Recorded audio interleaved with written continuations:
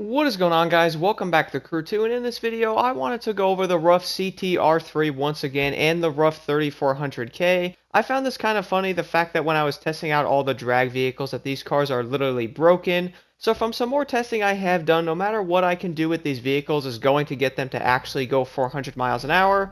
So unfortunately these vehicles are only going to do 355, which by the way that is only with Nitro Chemist. I noticed after the first initial burst of speed with Nitro Chemist that the car goes back down to 335 miles an hour or so, which is honestly going to be pretty terrible because we do have a hypercar that could do 334, which I do find this really funny, the fact that a hypercar can keep up with some of the drag vehicles. Now, I don't know if these cars are actually bugged out. I did mention that in the video where I go over all the drag vehicles as well.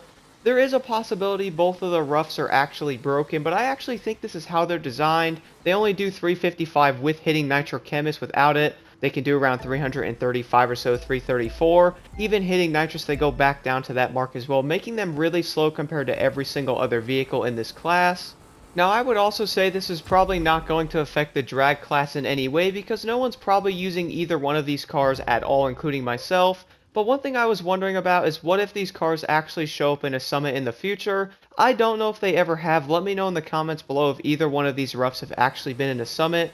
I'm not 100% sure on that, but I think seeing these roughs show up in a summit would honestly be pretty interesting because everybody would probably have around the same score because the cars only go so fast and you really can't do anything about it.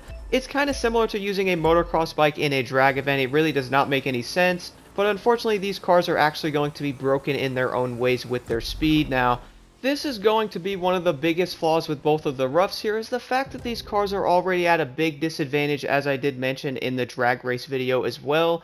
Because these vehicles cannot go above 330 basically after hitting that little burst of speed to 350, is basically going to make both of these cars completely useless. Every single drag car does over 400. The biggest thing though is some of the drag cars can kind of turn a little bit, which if you really think about it, a car shouldn't be able to actually turn doing 300 miles an hour anyway, but luckily we do have a drag car that can do that. I know the Corvette's probably going to pop out of nowhere here in a second.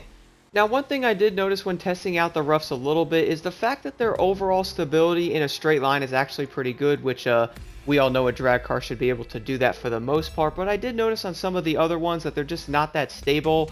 Some of the drag cars do seem to struggle in certain ways with like going over bumps and all that. For example, the lovely Nissan 370Z.